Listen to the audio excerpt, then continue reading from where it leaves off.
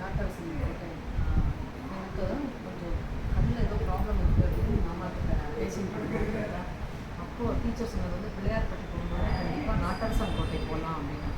எனக்கு நாட்டரசன் கோட்டை கேள்விப்பட்டதில்லை. மீதியெல்லாம் கேள்விப்பட்டிருக்கீங்களா அப்படின்னு கேட்டிங்கன்னா, எனக்கு வந்து கோயில் எனக்கு குருக்கள் மேலே ரொம்ப ஒரு அதீதமான ஒரு பக்தியான்னு தெரியாது, ஒரு பிரேம பக்தியான்னு எந்த ஒரு குரு இருந்தாலும் அப்படியே உட்காந்துருவேன் பார்த்துட்டு.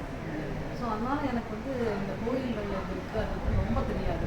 ஆனால் டீச்சர் சொன்னால் நாட்டரசன் கோட்டை போகணும், கண்ணுக்கு ரொம்ப நல்லது அப்படின்னு சொல்லி. கண்ணுடைய நாயகி அம்பாள் பேர்.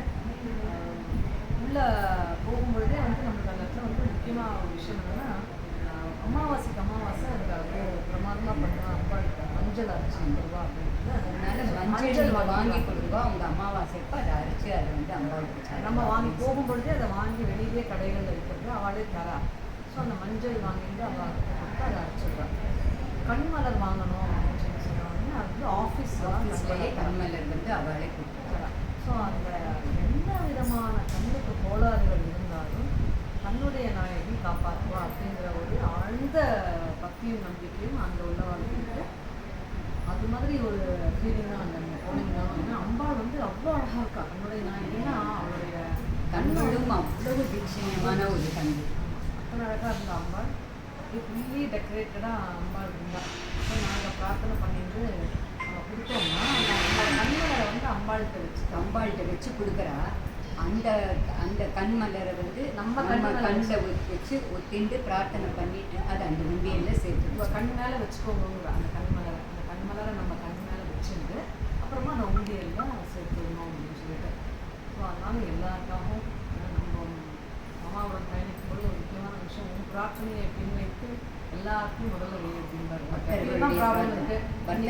பக்தர்களுடைய பிரார்த்தனையை முன்வைக்கணும் அப்படின்னு. ஸோ அது வந்து மாமாவோட பொறுத்து எங்களுக்கு ப்ராக்டிஸ் ஆகிட்டு மாமாவும் நம்ம அத்தனை பேருடைய கண்களுடைய நலனுக்காக பிரார்த்தனை செஞ்சு கண்மலரை அந்த உண்டியலில் சேர்த்துருக்கோம். எங்களுடைய மாமா சொல்கிற மாதிரி உன்னுடைய வெளி புறக்கண் இருந்தாலும் உன்னுடைய அகக்கணும் திறக்கணும். ஏன்னா அது ரொம்ப இம்பார்ட்டன்ட். நல்ல சிவர் ஓப்பன் இன்சைட். என்ன தெரிஞ்சாலும் வந்து ஒரு மாயையாக தான் இருக்கும். உன்னுடைய மனசு நல்லா ஆனந்தமாக இருக்கும்பொழுது பகவான்கிட்ட லயிச்சுட்டு இருக்கும்பொழுது நீ பார்க்குற விதமே மாறிடும். பார்க்கும் பொருள் அதே தான், ஆனால் நீ பார்க்குற விதம் மாறிடும் அப்படின்பா மாமா. பெரியவா வந்து அந்த மாதிரி மாமாவுக்கு ட்ரைனிங் கொடுத்தா மாமா சொல்லுவாள் எப்படி பார்க்கணும் அப்படிங்கிறதுக்கு. இந்த இதில் பார்த்தா இவ்வளோ பரிவாக பார்க்கணும், எப்படி ஒரே ஈக்குவானிமிட்டியோட பார்க்கணும், ஒரே மாதிரி பார்க்கணும், சமபாவத்தோடு பார்க்கணும், அந்த மாதிரியெல்லாம் சொல்லுவா அப்படின்னு. ஸோ அந்த மாதிரி கண்ணாத்தாள்